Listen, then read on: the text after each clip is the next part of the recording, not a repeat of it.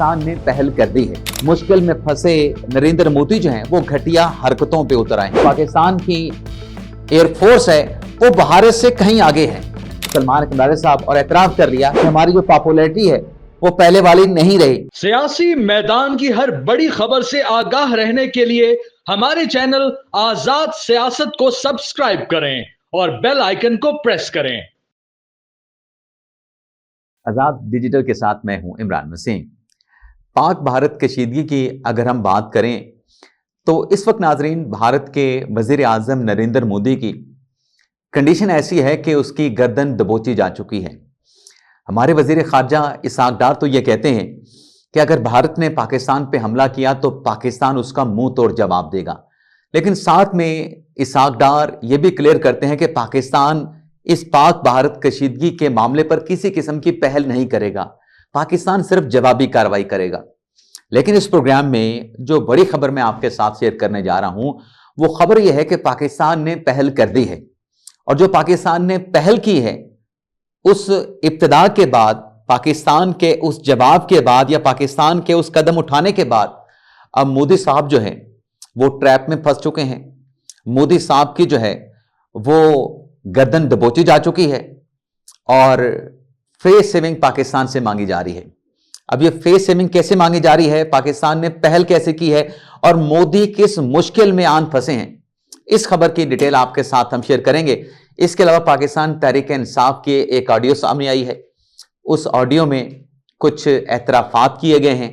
वो एतराफ क्या है पीटीआई का, उस पर भी हम बात करेंगे। और मौजूदा सिनेरियो में एक और भी खबर है पाक भारत कशीदगी के हवाले से, और वो खबर ये है कि सामने खड़ी बला को देख के मुश्किल में फंसे नरेंद्र मोदी जो हैं वो घटिया हरकतों पे उतर आए हैं।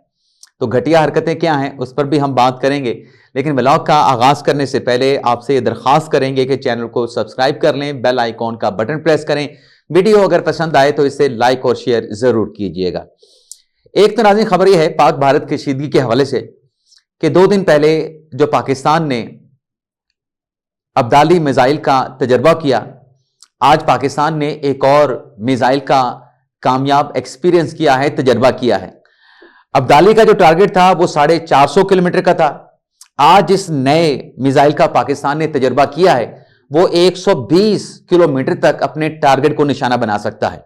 और ये नए मिसाइल का नया तजर्बा करना और मीडिया पे इसकी रिपोर्टिंग होना, ये भारत को पैगाम है। मोदी के सर पर जो जंगी जनून सवार हुआ था, पहलगाम वाक़े के आड़ में फॉल्स फ्लैग ऑपरेशन को बुनियाद बना के सियासी मकासद हासिल करने का और पाकिस्तान के ऊपर चढ़ दौड़ने का पाकिस्तान के आर्मी चीफ सैयद आसिम मुनीर ने और पाकिस्तान की सियासी क़यादत वज़ीर आज़म शहबाज शरीफ ने नरेंद्र मोदी को यह पैगाम दे दिया है कि पाकिस्तान की तरफ मैली आंख से ना देखना, और अगर देखा कोई कार्रवाई की तो ऐसा जवाब दिया जाएगा कि तारीख रकम होगी। अब आप ये देखें कि पाकिस्तान ने पहल क्या की है। भारत ने पहलगाम का इल्जाम पाकिस्तान पे लगाया और उसके बाद जो सूरत हाल एस्केलेट हुई, जो पाकिस्तान के खिलाफ इकदामात भारत ने उठाए, हमले की धमकी दी गई थी। 2 मरतबा कोशिश की इंडियन एयरफोर्स ने, दोनों मरतबा जुर्रत नहीं कर सके। मैंने क्या बात की कि 2 मरतबा कोशिश की पाकिस्तान पे हमला करने की इंडिया ने, भारतीय वजीर आजम नरेंद्र मोदी ने, इंडिया की फौज ने, और पर्टिकुलरली अगर हम बात करें इंडियन एयरफोर्स ने, लेकिन पाकिस्तान ने उन दोनों कोशिशों को नाकाम बना दिया। भारत जुर्रत नहीं कर सका कि पाकिस्तान की जो खुद मुख्तारी है, जो सलामती है, जो पाकिस्तान की एयर स्पेस है, उसके खिलाफ वर्जी कर सके।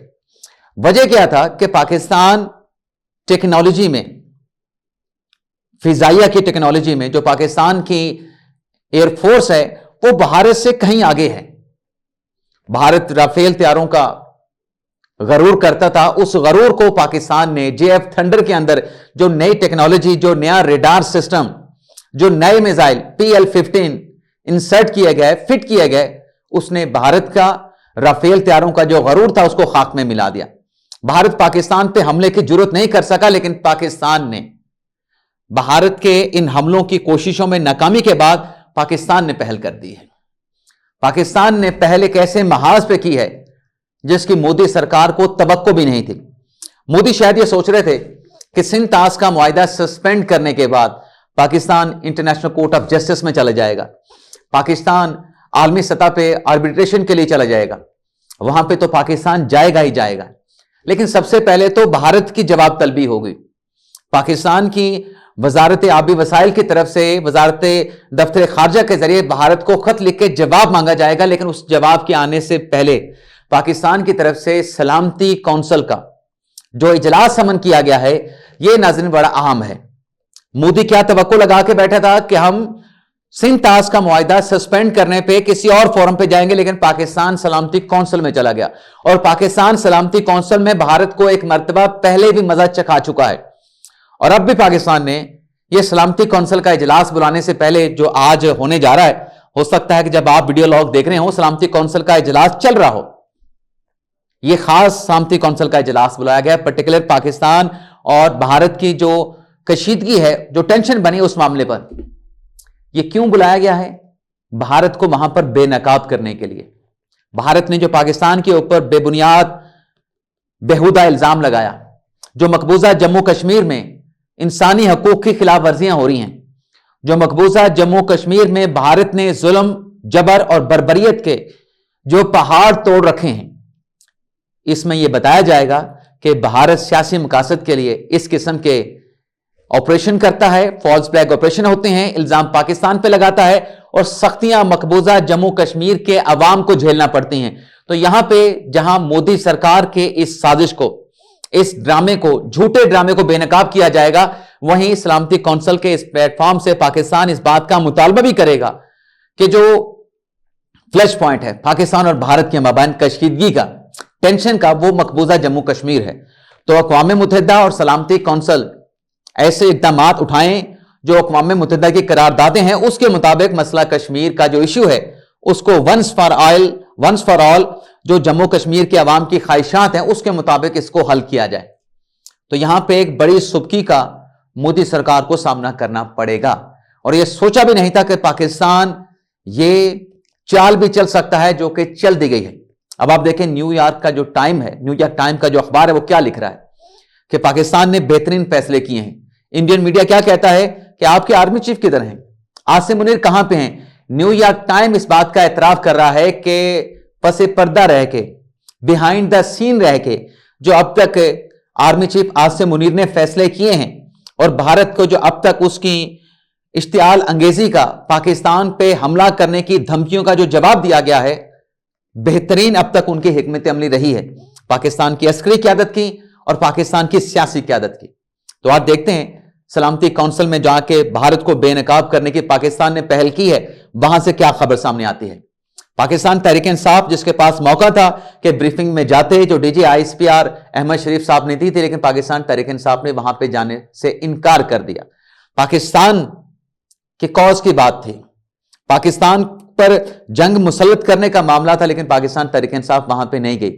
لیکن ایک سپیس میں, ایک ایکس سپیس میں شریک ہوئے تحریک انصاف کے سیکرٹری جنرل سلمان قمرانی صاحب, اور اعتراف کر لیا کہ آج ہمارے کہنے کے اوپر ہمارے ووٹر سپورٹر نہیں نکلتے, آج ہماری جو پاپولیرٹی ہے وہ پہلے والی نہیں رہی, اور اب ہم کال اس وقت دیں گے جب ہم دیکھیں گے کہ عوام ہماری کال کے اوپر نکلنے کے لیے تیار ہے. دوسری خبر ناظرین, جو مودی سرکار گھٹیا حرکتوں پہ اترائے ہیں, چناب کا پانی روک لیا گیا ہے. 33,000 کیوسک پانی وہاں سے آ رہا تھا, لیکن اب وہاں پہ جو پانی بھارت کی طرف سے چھوڑا جا رہا ہے وہ 29,000 کیوسک بتایا جا رہا ہے, یعنی 5 سے 7,000 کی کمی آ چکی ہے. لیکن کتنا عرصہ روکیں گے؟ پاکستان کے انڈس واٹر کمیشن کا یہ کہنا ہے کہ چناب کے اوپر جو واٹر سٹوریج کی جو کیپیسٹی ہے بھارت کی, وہ چند گھنٹوں کی ہے, 1-2 دن کی ہے, اور الٹیمیٹلی موسم سرما میں بھارت پاکستان کا پانی نہیں روک سکتا. اور جیسا کہ پاکستان نے قومی سلامتی کمیٹی کے اجلاس میں یہ کہہ دیا ہے کہ بھارت اگر پاکستان کا پانی موڑتا ہے یا اس کو روکتا ہے تو پاکستان پوری قوت کے ساتھ, پوری قوت کون سی, ریاستی طاقت کے ساتھ ایسے کسی بھی اقدام پر جو ہے اس کو حملہ تو صبر کرے گا, اور اس کا فل اسپیکٹرم فورس کے ساتھ پاکستان جواب دے گا.